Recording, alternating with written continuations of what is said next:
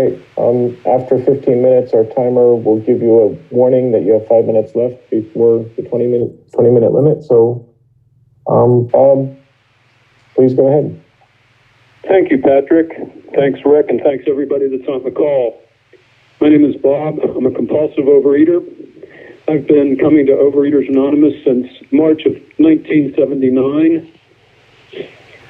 What happened before then was simply this. I grew up in a fairly middle-class home in Pittsburgh. I was born in 1950. I went to a suburban school district. My parents were lower middle class. I have one sister who's 4.5 years younger than I am. My pictures from childhood show that I was pleasantly chubby as a 4 and 5-year-old. And I carried that pleasant chubbyhood all through my grade school and junior high school years, and maybe lost a little bit when I hit adolescence. Probably put a little bit on during high school, too. I was not much of an outdoor, much of an athlete. Didn't do any workouts. The workout that I liked the most was coming home from school and sitting down at the piano. My Aunt Ruth, who taught me and my sister how to play the piano, gave us an old upright piano. I think it used to be a player piano, but that was disabled. And it was painted some ugly color, yellow and green or green and white or something. But it worked, and I could sit there for an hour and a half and escape all the stuff that was going on during the day, including feelings of low self-esteem, feelings of being different than the kids that I associated with. I remember in 3rd grade, the children who actually it was in 2nd grade. The children in 2nd grade had too many kids for the classroom, and so there were 5 or 6 of the 2nd graders who were put into the 3rd grade classroom and received individual attention from the 3rd grade teacher after she was done teaching the 3rd grade class. And the 4 or 5, 6 of us got individual attention. So we were in 3rd grade for 2 years in a row, which was kind of bizarre, but we did that. And then lo and behold, in 4th grade, those same 5 or 6 of us, 4, 5 or 6 of us that had 2 years, so to speak, of 3rd grade, got the invitation to skip over 4th grade. Well, my mom told me about that, and I said, yeah, that's awesome. I don't really like the 4th grade teacher. She's kind of a meanie, and I don't like the way she treats the kids, so that'd be awesome if I could do that. So I moved on to 5th grade with those same 4 or 5 other kids. I was the only boy, and there were 4 girls, maybe 5. So that was well and good, and academically that was fine. Socially, it was a disaster. Felt out of place. Kids were ahead of me. As most of us know, I think girls develop socially and more so than boys, faster. And, you know, I really was double whammied with that one. So didn't really realize it until I was in junior high school 2 or 3 years later in 7th or 8th grade. And I really felt lost when I walked into the junior high school with about 300 kids instead of the normal 25 in our classroom and a total of 100 in the whole school building. Then I got used to it. Junior high school was pretty painful, so was high school. Going on to college after high school, I selected a religious institution in the Midwest. I'm from Pittsburgh. It was about 500 miles up the road near Chicago. And that lasted for 2 years until I got sick. Came back to Pittsburgh, was in the hospital for about a month and a half or 2 months. And maybe 6 months later, my dad was diagnosed with lung cancer, and 4 months after that, he was gone. So that 1 year, from the time I got sick to the time my dad was gone, was the most painful year of my life, without exception. The next few years were trying to pick up the pieces. I entered psychotherapy. I was not really overweight at that point, but that was just waiting to happen. And then in the next 5 or 10 years, all sorts of ugly things happened in my 20s. And ended up moving out of my house later in life when I was about 27. I just realized that it was a bad situation, getting worse as I was living with my mother. My sister had earlier moved out. And At one point, I remember dating a woman who I fell in love with, got engaged to, and about a month later, she broke off the engagement. And the very next day, I started compulsively overeating. I gained 120 pounds in 12 months through vicious, nonstop eating day and night. Eating with a vengeance, eating with a punishment, like beating myself up. It was not a fun time ever.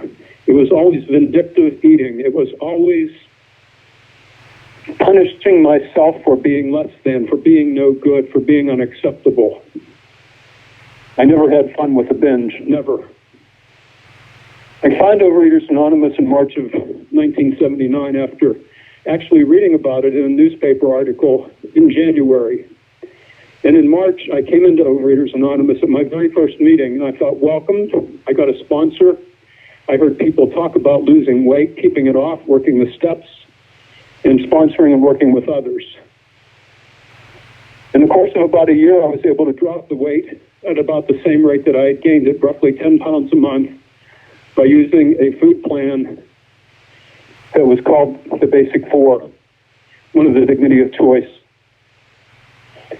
After being abstinent for just over a year and losing my weight, roughly 14 months after I'd come into the program, went on a vacation by myself. Big mistake. I drove 350 miles to the East Coast to Assateague, Maryland, Chincoteague, Virginia, camped out. The second night I was refusing to drive to the nearest OA meeting, 50-mile drive, because after all, I'd driven 350 miles a day before. And the very next day, I started binging. Cut the vacation short, drove back in humiliation, back in the food. And for 2.5 years, I was in relapse. No, I never regained the weight, but I would gain 10 or 15 pounds, lose 10 pounds, gain 5 pounds, lose 5 pounds. Abstinent, binging, abstinent, binging, abstinent, binging. What a vicious cycle, until in the spring of 1982, I'd had it. I remember the Memorial Day weekend of 1982 clearly. My best friend from high school, Bob R., was going to a going-away party for a friend of his, and I joined that party. It was an outdoor picnic kind of party in someone's backyard. They served good food, snack food that I really did not eat, and some alcoholic beverages. So I felt out of my league. I felt inferior intellectually and socially. So I helped myself to the no-nos. I helped myself to a little too much to drink. And on the way home, I stopped at the local supermarket and purchased a half a gallon of ice cream, went home and ate it. That's what started my very last binge, Memorial Day weekend of 1982. That binge lasted for just about a month. I got sick and tired after that 1 month, and I said, I can't do this anymore. I just can't do this anymore.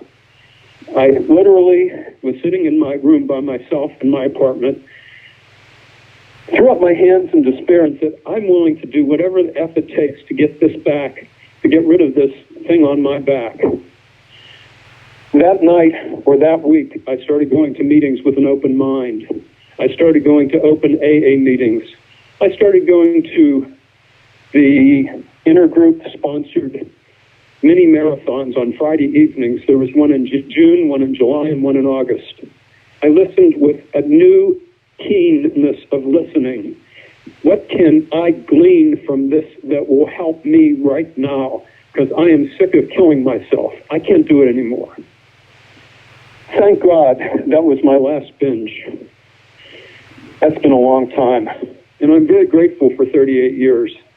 But one day at a time is all I've got. In fact, one breath at a time is all I've got. If I'm feeling out of sorts, if I'm feeling under the weather, if I am feeling the heebie-jeebies, it's incumbent on me to do something about it, to make a phone call, to do some writing, to do some prayer and meditation, to work the program for all it's worth, because I deserve a good life. I believe that's true for all people everywhere, that we desire and deserve a good life, but it does not come free.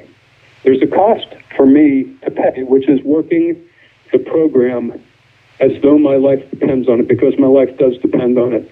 So does my sanity, so does my social ability, my relations with others. Everything in life depends on how I do this, if I will do it, if I will give it 100%. Since then, since I came into OA in 1979, I've been blessed by entering 3 other anonymous programs, one of which I practice regularly, as rigorously as I do OA. The other 2 are there for me, and I use them as I can. I don't have the time and energy to do 4 programs the way I do OA or the other program. But thank God for programs that save me in so many ways. The emotional debilitation, the social disintegration, the isolation that I felt was awful. I hope I never feel it again.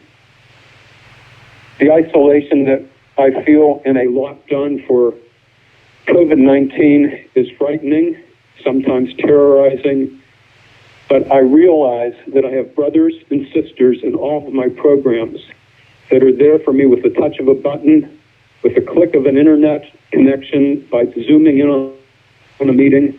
Tonight I'm not on Zoom because I wanted to walk outside my house and enjoy the beautiful weather that we have here in Pittsburgh tonight. It's 87 degrees at 8:30 in the evening, and there's a red sky at night, sailor's delight. I'm really grateful that I have eyes to see, lungs to breathe, legs to walk, abstinent just for today. Now, my abstinence has changed, my food plan has changed, and I don't like the fact that I'm eating later in the day and staying up later at night. That being said, it's not all that bad because I sleep in longer in the morning.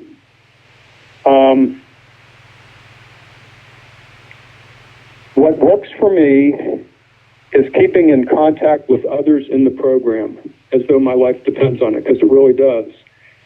This week I spoke with a couple of guys on this meeting. I'm grateful for my sponsee that comes to this meeting regularly. Actually, I have 2 that come to this meeting. I'm grateful for my brothers that are in the steering committee on this program. Wonderful guys. One of the secrets to the program is service. Service saves lives. It saves my life, and hopefully it helps save someone else's life. I have a program friend in my other program that wears a button when he goes to his conferences where he is a delegate, and it says, "Service is the secret." So I asked Larry one time, "What is the secret?" He said, "Well, it's giving it away. It's giving something freely that I have been given freely." If you don't have peace of mind, search for it.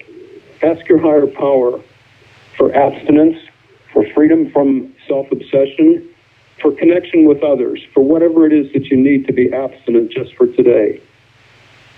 I remember when I came into the program, someone said, quote, "Abstinence is the most important thing in my life, without exception," unquote. Linguistics is really not the issue. What is the issue is freedom from the bondage. Can I get free from this monster? And the answer is yes. So can you. Thanks for letting me share. I'm done. All right.